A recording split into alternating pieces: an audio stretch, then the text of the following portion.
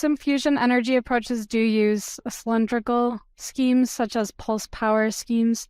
Here we can get the most efficient implosion, coupling of our implosion energy to the hot plasma using a spherical configuration, because it essentially squeezes the plasma from all directions. So the inward implosion, we're doing mechanical work on the fuel, and that's what causes it to be compressed and heated to such extreme conditions. And when you're pushing on all sides equally, such as a sphere, it's a more efficient piston. Before we get started, I have a quick favor. I've been self-funding the Finding Genius podcast for 5 years now. I've done over 3,000 episodes. And as you can see on YouTube, we're up over 1 million views on the channel, which is fantastic. The next thing I really want to push on is to get up to 10,000 subscribers, because once we do, we'll be able to put a donate button, and we'll be able to solicit donations to help keep the podcast running and to also get the Finding Genius Foundation moving along. We have a big project studying anxiety, depression, and PTSD, and working on a product to help people overcome these problems, because I've seen them explode recently after the last 2 years of the whole virus situation. So if you would, please subscribe to the podcast. That would help us tremendously. Give us a thumbs up, and check in the description for Buy Me a Coffee. It's about $5. If you could buy me a coffee, I'd really appreciate it. It would help keep the channel going, and I love coffee. Thank you.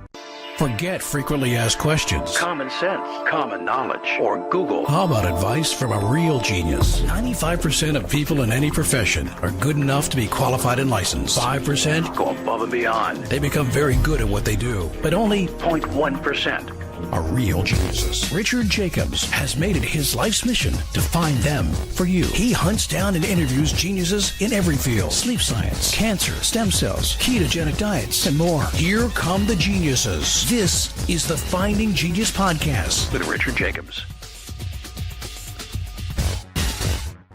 Hello, this is Richard Jacobs with the Finding Genius Podcast, now part of the Finding Genius Foundation. I have Andrea Lynn Kritcher. She's a physicist at the Lawrence Livermore National Laboratory. We're going to talk about what's called the Hybrid E capsule that enables inertial confinement fusion. I know very little about it, so she's going to be describing it. So welcome, Andy. Thank you for coming. Yeah, thanks for having me. Yeah, so tell me a bit about your background, and then how did you get to start working on fusion projects? So I've been working on plasma physics, either experiments or design, for about 18 years now. So that's trying to understand the processes that occur in plasmas. I became interested in the National Ignition Facility back in 2005 when I was out at Livermore for a summer internship, and decided to go a fusion route during my thesis project. Started out probing the conditions of these experiments with up X-ray Thomson scattering, and then moved on to design work. And so for about 10 or a little bit more than that years now, I'm designing these inertial confinement fusion experiments. And what designing means is we set the input conditions to the experiment, including the target details, the dimensions, the materials, as well as how the laser is defined as a function of time, the very specific powers at very specific times going into the target, so that we could make these extreme plasma conditions. So what are the different ways of producing fusion? And, what's inertial confinement? Answer that. That's a great question. So first off, should I start out describing what fusion is? Yeah, sure. Or is Main ways of achieving. Yep. So fusion is when we smash two light nuclei together. These are isotopes of hydrogen, and they combine into a heavier nucleus and a neutron, and that process releases energy. The big challenge here is we have to get to really hot temperatures, hotter than the center of the sun, to do this. In the inertial confinement fusion approach, we confine the plasma and reach these extreme conditions by making a miniature star in the laboratory. And this tiny little star in the laboratory is the size of half of a human hair, where we can create conditions that are 5 times hotter than the center of the sun and pressures greater than 2 times the center of the sun. And the way that we do that is using the biggest laser in the world to help us heat and compress this fusion field down to very small sizes to get a lot of energy density in our tiny hot plasma. So the experiments that happened recently, in those experiments, we take laser beams, we shine them onto the inside of a hollow cylindrical can. That creates a very hot X-ray oven, about 3 million degrees in temperature. That X-ray oven heats the outside of a spherical capsule that sits in the center of the can, and that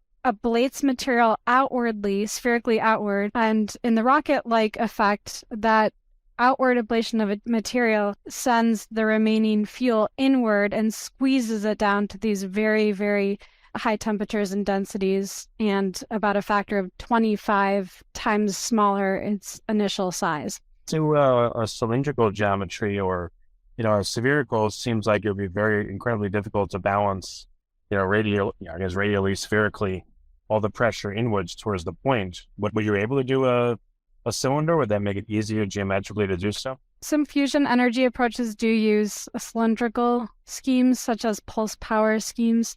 Here we can get the most efficient implosion, coupling of our implosion energy to the hot plasma using a spherical configuration, because it essentially squeezes the plasma from all directions. So the inward implosion, we were doing mechanical work on the fuel, and that's what causes it to be compressed and heated to such extreme conditions. And when you're pushing on all sides equally, such as a sphere, it's a more efficient piston.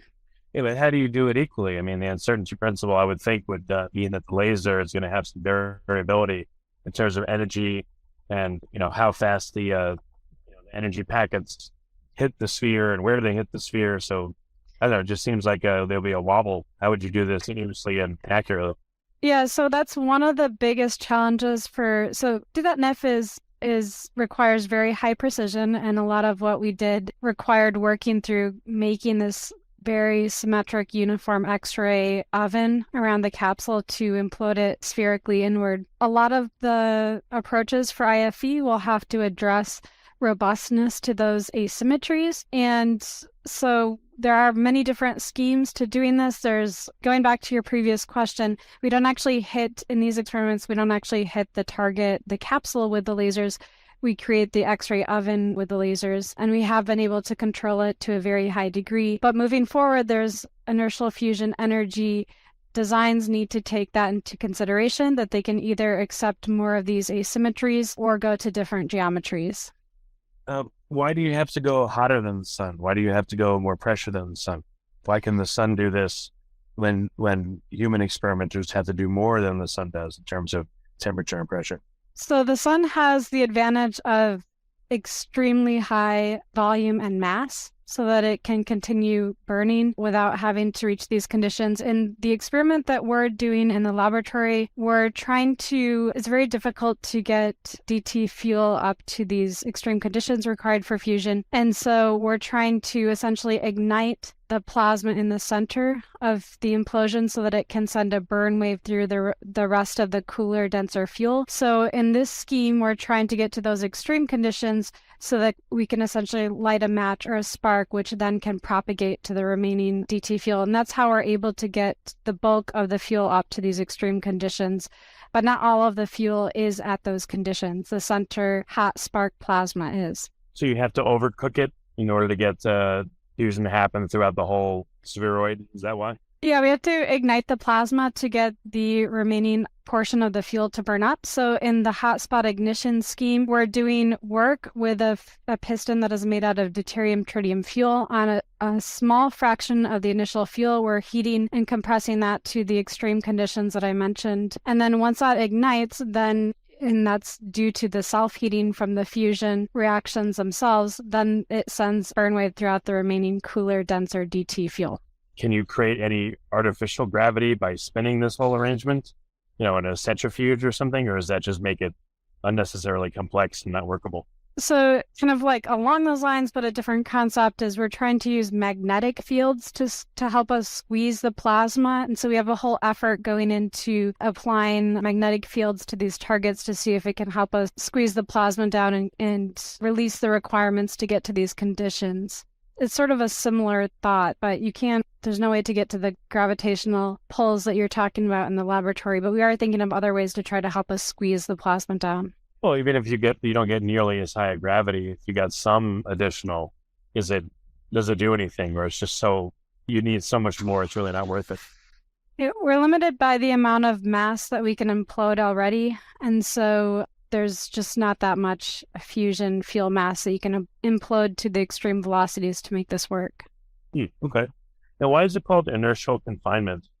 It's confined under its own inertia. So as it's imploding, the whole process is a race against time. We don't expect this to be confined continuously, like you think of, for example, a tokamak plasma. It's meant to be a little implosion-explosion, and the confinement that surrounds how long it stays together before it explodes, it's confined by its own inertia, so it comes in at these extreme velocities. You try to get ignition conditions in that hot plasma in the center and try to burn up more of the rest of the fuel before the whole thing explodes back out under its own pressure. But that initial inertia of coming in, how well you can set up the implosion, is what keeps it together long enough to try to burn up as much of the fuel as that you can.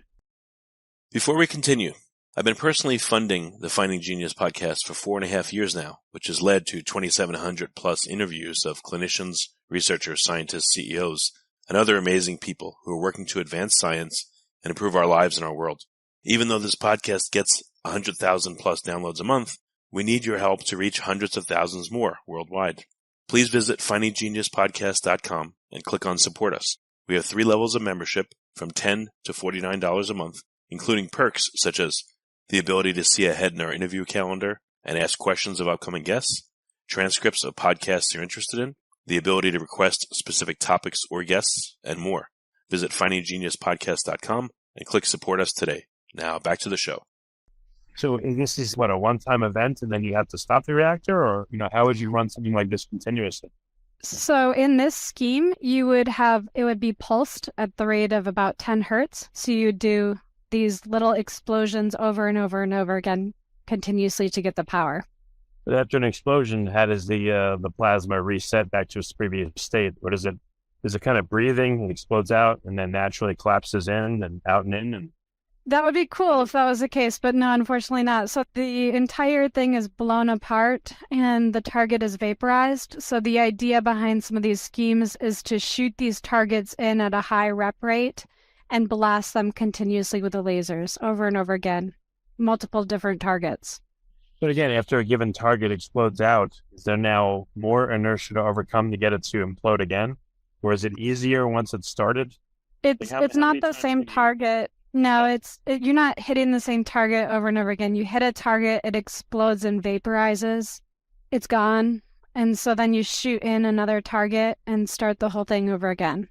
Right. That seems kind of an unusual way to do it. Do they have any running one after another so what's the recovery time from explosion to being able to reset it and have it do so again, have it explode again? So the viable plants are sort of looking at 10 hertz rate. So that would be you fire these 10 times a second continuously. And that's sort of what the technologies that are being investigated are aiming to achieve. So there's some demonstrations that we can fire these targets at that rep rate. There's a lot of other developments that need to happen to make this this approach a viable fusion energy power plant. And one of them is to get higher gains. So the more fusion energy you can get out of a given experiment, the fewer times you have to fire it per second to get to the powers that you want to generate. So it's all integrated, and there's a lot of development that needs to happen along the design line as well as experimental lines. What's the upper limit of the cycling? Could you do 100 hertz, or what's the upper limit? Or do you do multiple targets in succession? So if you have it go from one to another, by the time it cycles in the first one, you've had hundreds of others, let's say in a kind of an assembly line of explosions? Right. So the idea is an assembly line of explosions, and you shoot the targets in. I'm not sure what exactly you're asking about the cycling time, because it's not really the actual target and design. It's not a condition anymore because you have a chamber and it's exploded out. So you just shoot the next one in and fire it. Again, it's the rep rate of the lasers. Right, that's what I mean. If you're limited by 10 hertz, so it's 10, explosions per second, wouldn't you be able to put out more power more continuously if you get it up to 100 a second? You could cycle. Of course I would. Yeah, so there's a lot of things that the faster you have to do this and the more challenging it is because of, there's a whole list of reasons. The laser has to be reparatable. You have to think about how fast you can shoot the target in before the last one has exploded out. I mean, that's one of the limiting factors. I don't know if 10 isn't the exact limit, it's just the limit. We try to keep it, you want as few shots required per second as possible because it just makes it more challenging. And 10 is kind of the minimum number that people are coming up with. But for example, you shoot a target in, it explodes. Your target has to transit the edge of the chamber and reach the center of the chamber. And if that's 100 per second rep rate, your target almost can't even like travel fast enough to make that happen. And so the precision laser pointing and, firing, everything becomes harder when you have to go at a higher rep rate. But what if you had a multiple chamber setup and each one you trigger the first one and then 100th of a second later you trigger the second, the next. So if you could trigger, let's say 10 in the time that you're ready to cycle the first one, maybe get more power. I know it's more material and all that, more lasers, etc. Yeah, no, it's an interesting thought. I actually, we're thinking about things sort of along those lines. Like it's easier to move the laser than it is to shoot the targets in at a certain hertz. And so like you could think of almost like a machine gun,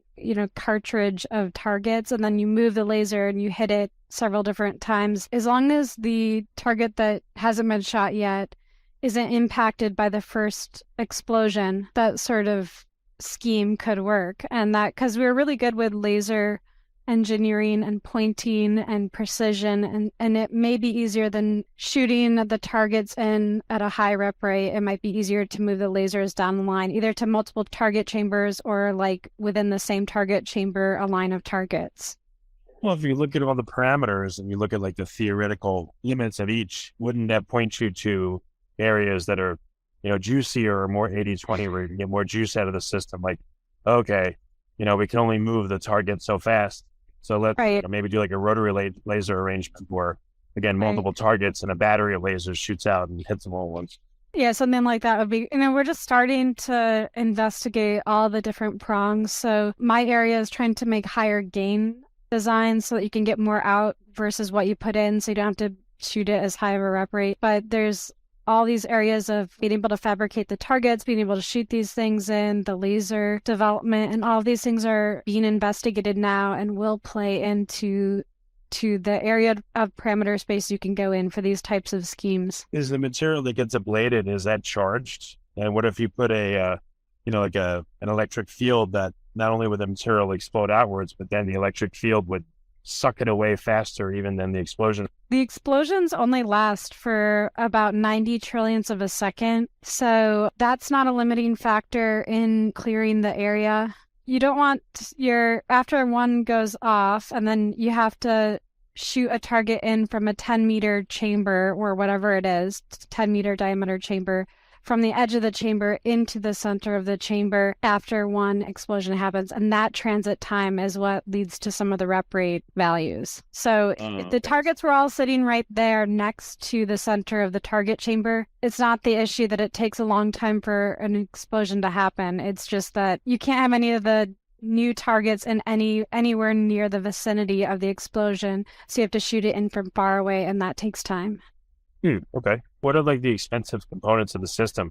Are the targets very expensive, or the chambers, or, if you were to rank that, what could be duplicated to, again, improve power output, but not make it horrifically expensive or complicated? I think developing cost-effective targets is going to be a huge area that needs R&D over the next decade or so. We're really good with laser drivers, actually, and there's a lot of new stuff also. The target chamber itself is, it's a building, it's infrastructure, but it's not the main cost. I think developing the cost-effective targets, because I'll just shoot so many of them a day, that's going to be one of the biggest savings is that. And I guess the lasers don't have to pulse very fast, so you don't need like femtosecond or attosecond lasers with crazy variability in output. So I guess that part of the equation is pretty stable.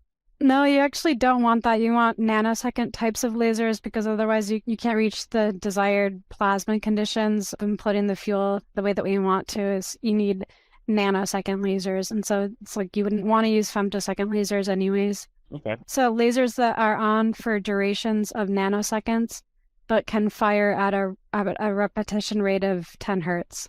We do need to consider short pulse laser improvements for certain fusion energy schemes, such as fast ignition, that try to implode the material slower and then spark it with either an electron beam or a proton beam that's created with the short pulse lasers. But that's sort of that's not what you're thinking about exactly here. Well, within the nanosecond fire time of the laser, what if you did have a series of, femtosecond or attosecond lasers that pulsed within the main nanosecond length pulse to increase its energy? Would that work? So in the fusion ignition scheme, what you have is you're trying to implode the material, with a nanosecond laser. It's relatively slower implosion velocity than we do now. And as you're imploding it, then you shoot a short pulse laser at a converter, which then creates a very intense, fast electron or proton beam, and that ignites the plasma. So that's similar to what you're describing. There are different ways to ignite the plasma. Yeah, like within that, nanosecond window, have you all played with pulsing it more in the beginning or a steady pulsing or more at the end when the explosion gets to a certain point? Like, I know it's a very short window of time, but yeah, anything else you can do to mess with it to make it more efficient by, again, kicking in a few other faster lasers to give additional pulses within that time? Right, so the nanosecond laser, we don't just fire all the laser energy onto the target in like some set time period. We actually very, very carefully tailor all the laser powers as a function of time. So it already has 3 distinct plateaus or steps, and then a main peak, and then a shaped back end. All the pieces of the laser power that we define as a function of time, they're all very carefully set up to implode the fuel to get to these ignition conditions. Already. There are different concepts, like to send a shock in at the end to help ignite the plasma. There's a fast ignition. We have, there's ideas about picketed pulses that can help later in time and also help with the coasting time later in time. So there's kind of what we call alternate schemes where you can try to get creative with some of these other configurations that are being looked at. And what about the degree of vacuum in the chamber? Does that matter much if you have like super high vacuum versus not as high?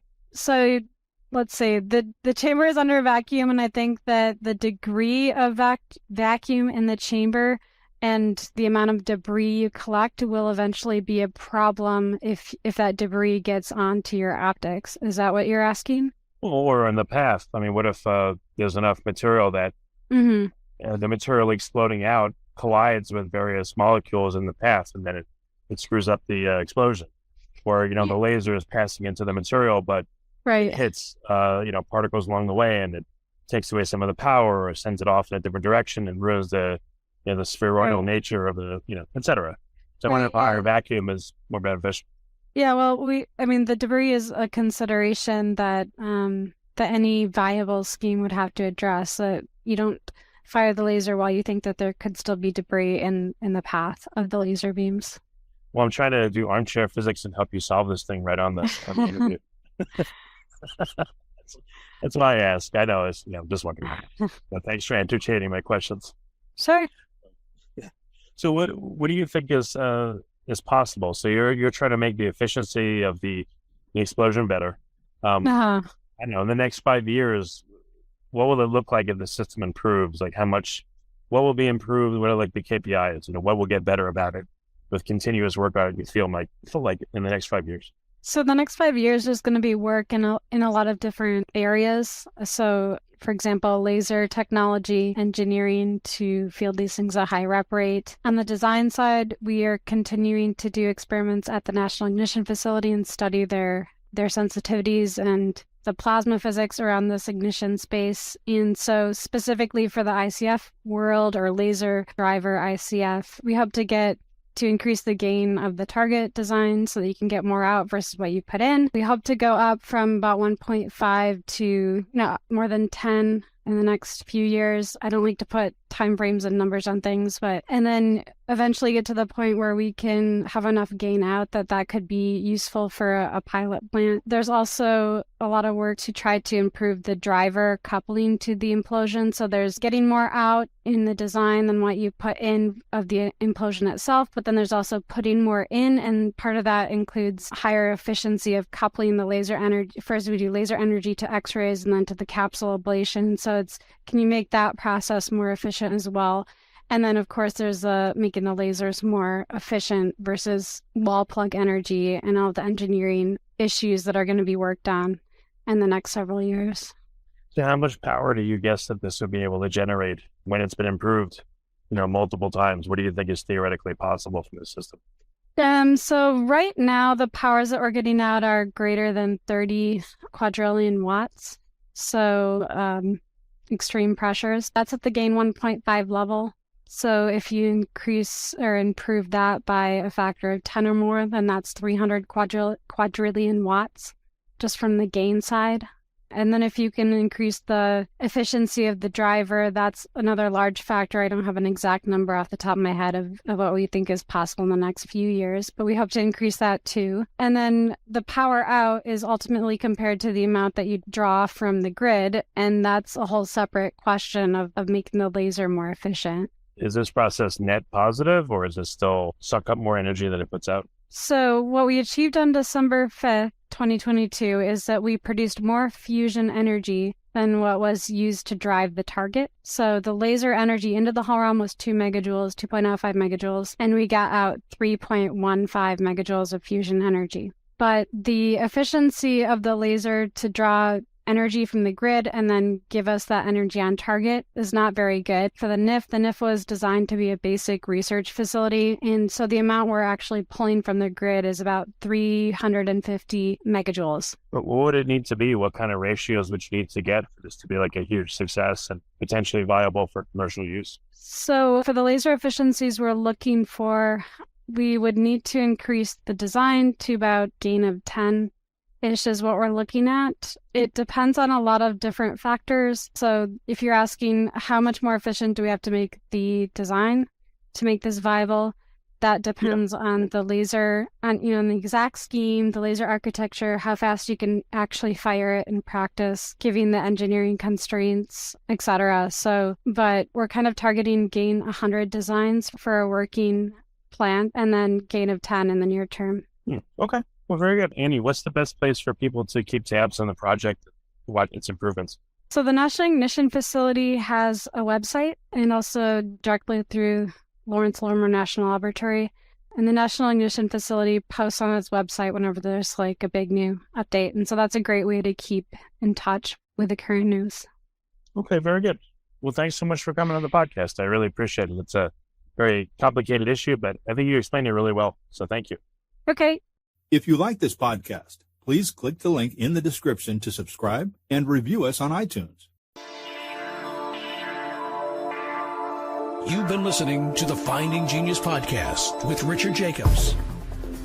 If you like what you hear, be sure to review and subscribe to the Finding Genius podcast on iTunes or wherever you listen to podcasts. And want to be smarter than everybody else? Become a premium member at findinggeniuspodcast.com. This podcast is for information only. No advice of any kind is being given. Any action you take or don't take as a result of listening is your sole responsibility. Consult professionals when advice is needed.